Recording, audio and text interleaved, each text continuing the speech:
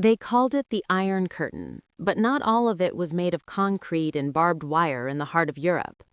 Some of the hardest, deadliest stretches of that curtain were thousands of miles away from Berlin, in the high valleys and snow-choked passes of the Caucasus, along a frontier most people in the West barely thought about, the border between the Soviet Union and Turkey. On the maps in Moscow, that frontier was a thick red line snaking along the river Aras and over jagged ridges between Soviet Armenia and eastern Turkey. On the ground, it was a wall of ice, rock, and armed men. For decades, Soviet border troops watched those mountains with binoculars and searchlights, convinced that beyond them lay not just a different country, but a different world. NATO, American influence, Western technology.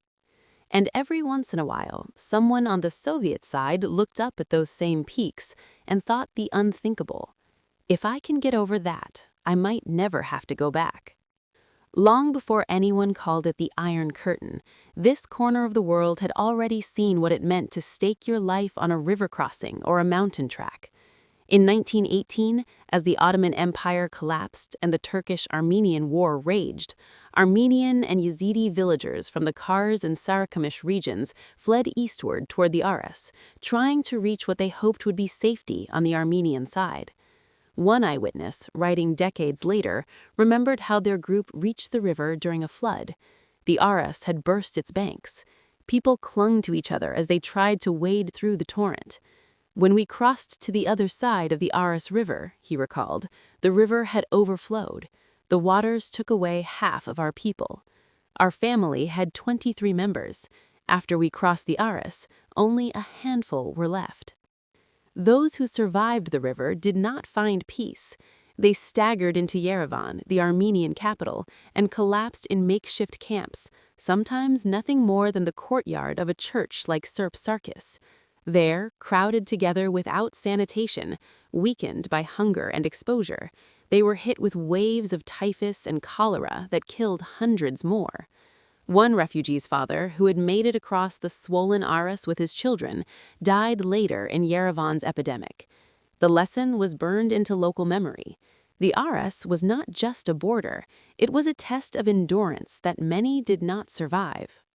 When the Bolsheviks consolidated power in the Caucasus, they froze that human tragedy into a new political reality.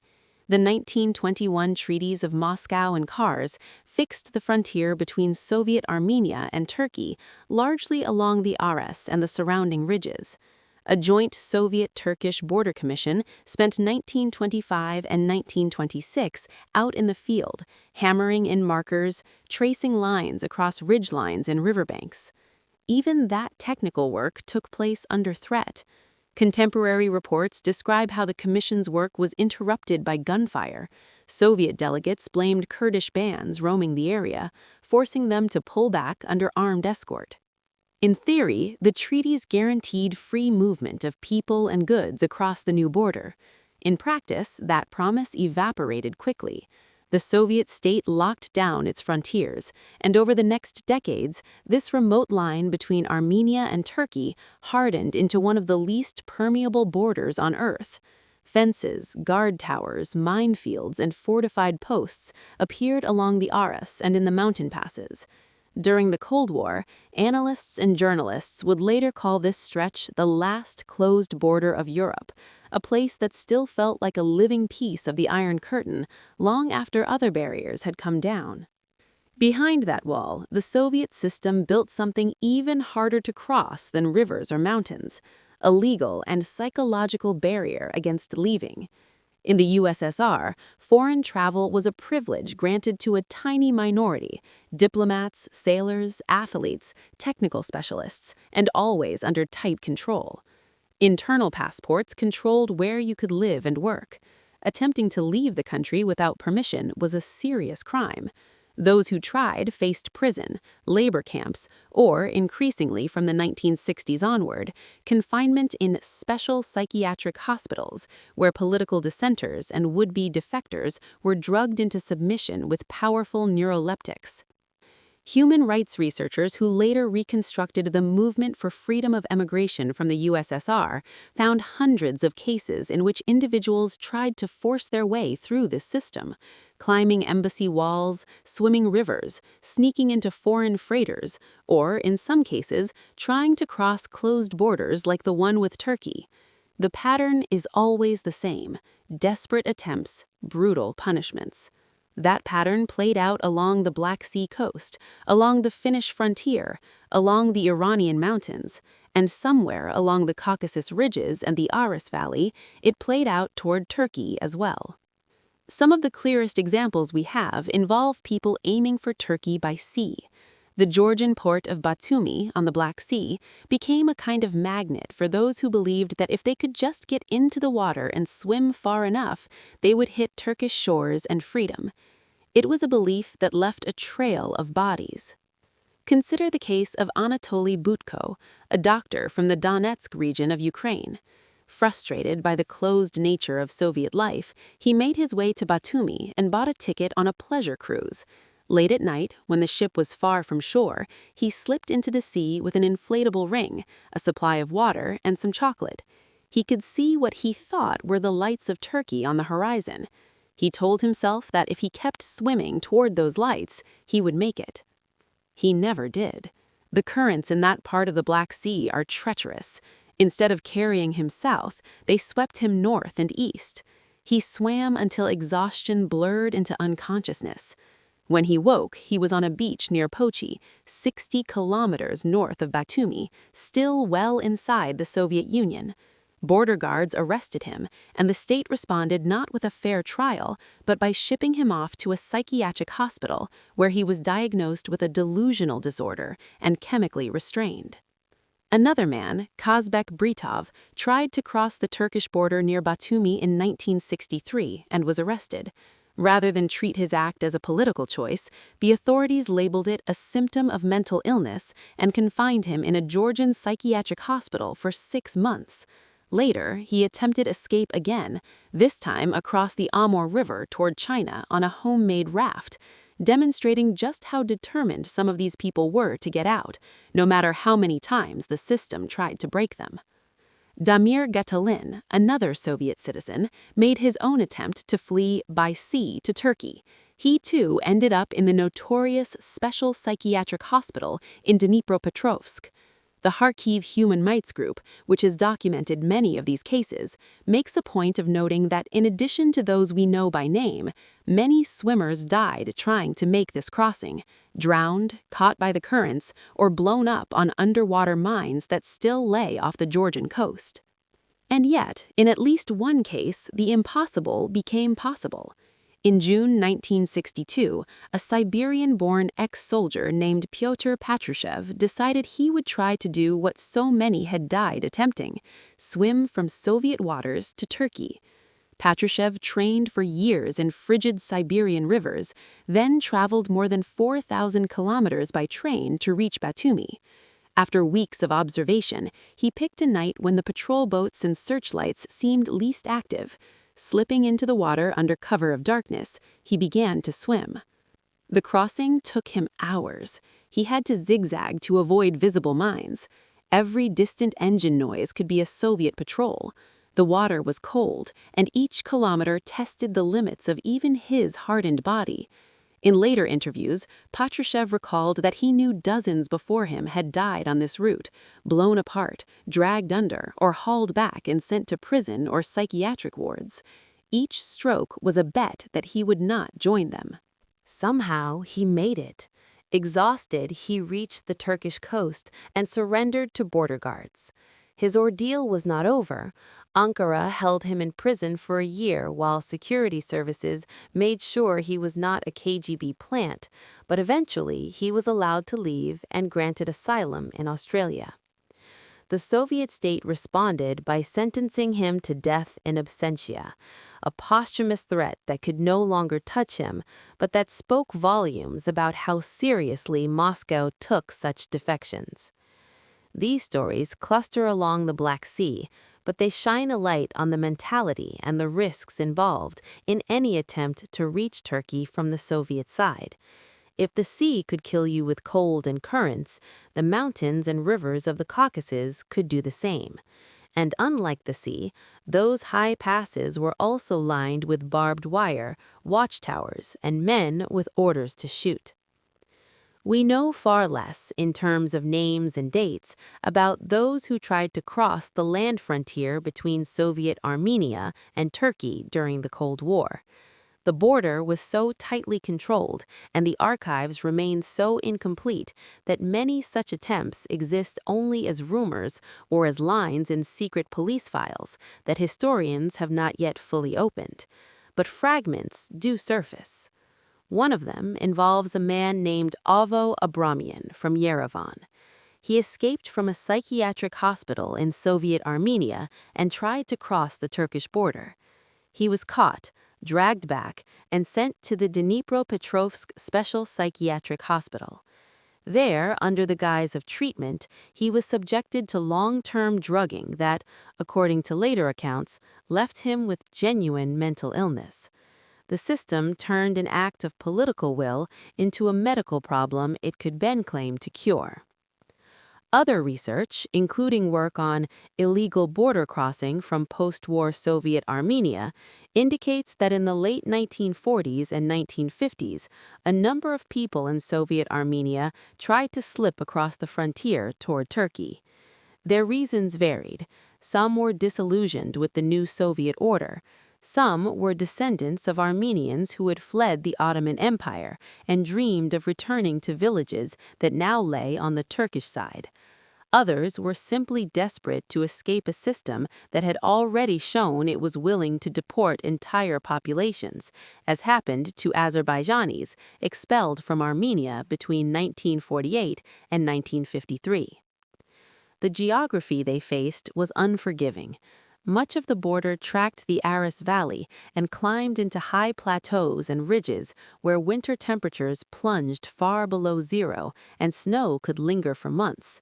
The same river that had swallowed fleeing families in 1918 still flooded in spring. The same mountain trails that had carried refugees east now ran under the crosshairs of Soviet and Turkish guards. To attempt a crossing there clandestinely meant days or nights of movement over broken rock and ice, with little shelter, no medical support, and the constant threat of being spotted by patrols or simply collapsing from exposure. When modern observers ask locals in border villages what would happen if someone today tried to walk across that line through an abandoned hamlet, the first answers they mention are not politics, but danger. Mines, patrols, wild animals, and the fact that in winter you can freeze to death if you stray from the roads. If that is true now, with better gear and more information available, you can imagine what it meant in the 1950s or 1960s, when a Soviet citizen might know only that Turkey is that way, beyond the next ridge. Put yourself for a moment in the boots of such a person. You have lived your whole life under Soviet rule. You have heard stories, some whispered, some broadcast by foreign radio, about a world on the other side of those mountains where newspapers are not censored, where people can travel without internal passports, where shops have goods on the shelves year-round. You also know what has happened to those around you who have spoken too freely or tried to leave through official channels: interrogations, job loss, prison, exile to Siberia. One night, you make your decision. Maybe you are an Armenian whose grandparents fled massacres, and you have convinced yourself that there is still family in eastern Turkey.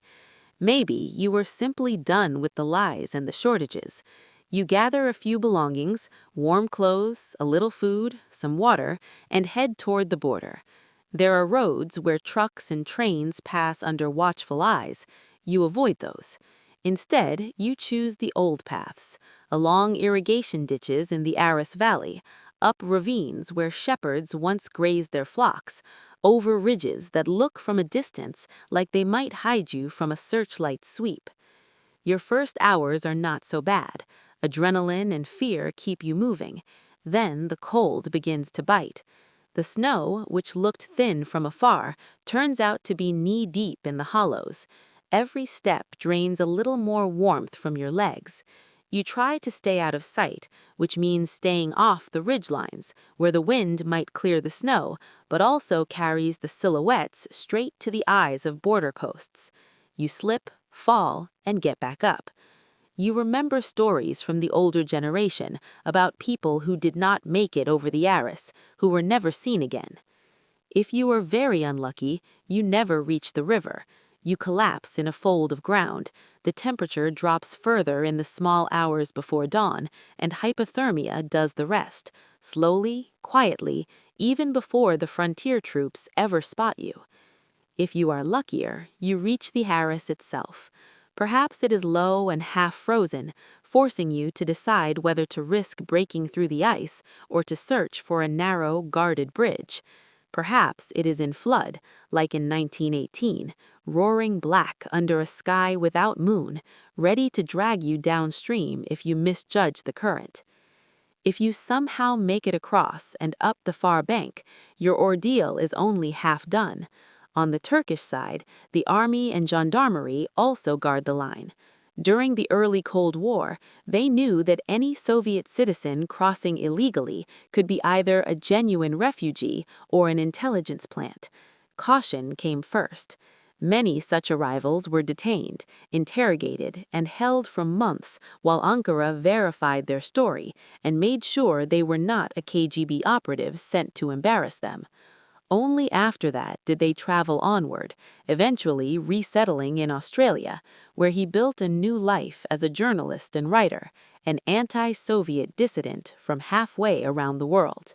For those who reached the West, whether by way of Turkey, Finland, Austria, or any other frontier, the next shock was not military, but civilizational.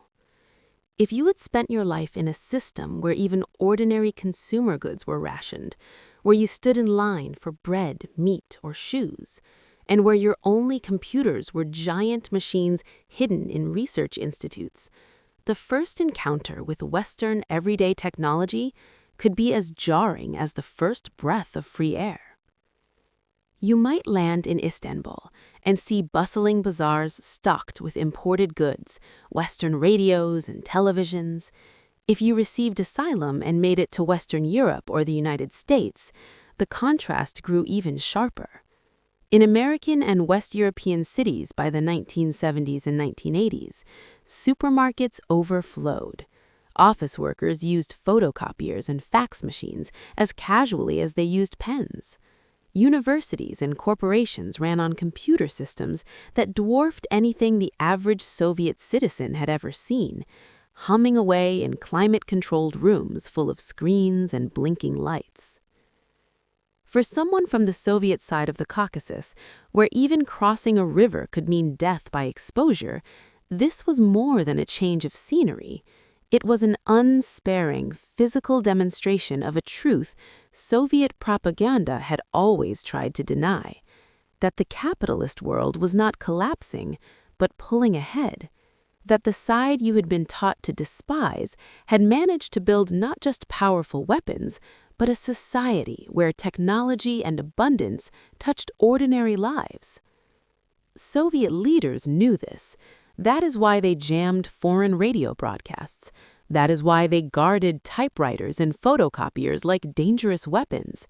That is why the KGB kept such a tight leash on sailors, pilots, and technicians sent abroad. Every successful escape, whether over a barbed wire fence in Hungary, through a tunnel in Berlin, or across the chill waters and high passes leading toward Turkey, threatened to puncture the official narrative. And every such escape offered the West a story worth amplifying. In Washington and other Western capitals, policymakers saw defectors from the Soviet bloc as both moral witnesses and strategic assets. Their testimonies about repression, economic mismanagement, and the true conditions behind the Iron Curtain were used to shape public opinion and justify long-term containment policies. Their skills in engineering, science, or military technique were quietly absorbed into Western institutions.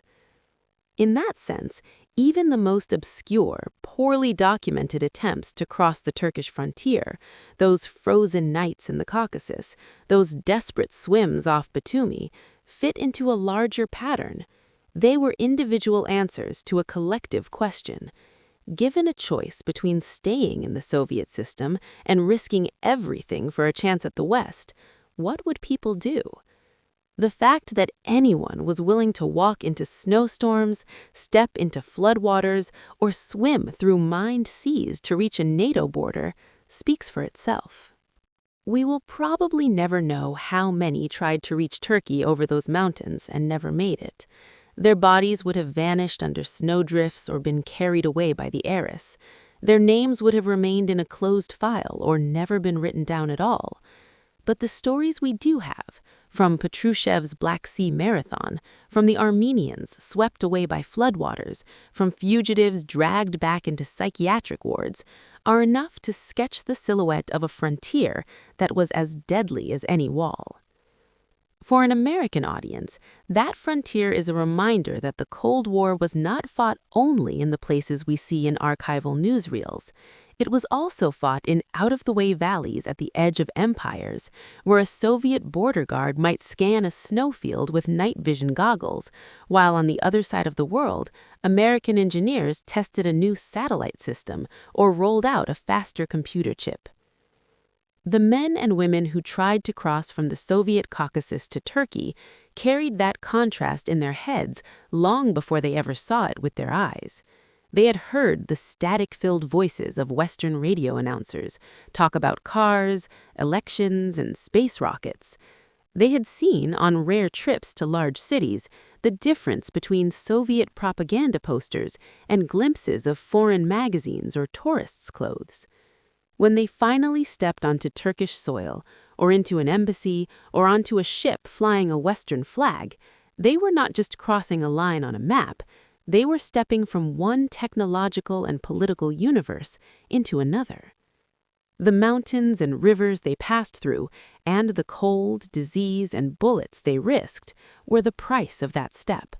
The world they entered on the other side, with its open shops, humming machines, and uncensored information, was its reward.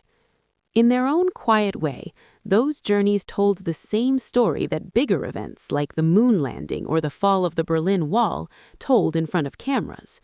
In the long contest between Soviet power and American-led freedom, millions of private choices added up. And in some of the most remote corners of the map, those choices were written not just in ballots and protests, but in footprints in the snow, leading toward Turkey, and in the frozen places where the footprints suddenly stopped.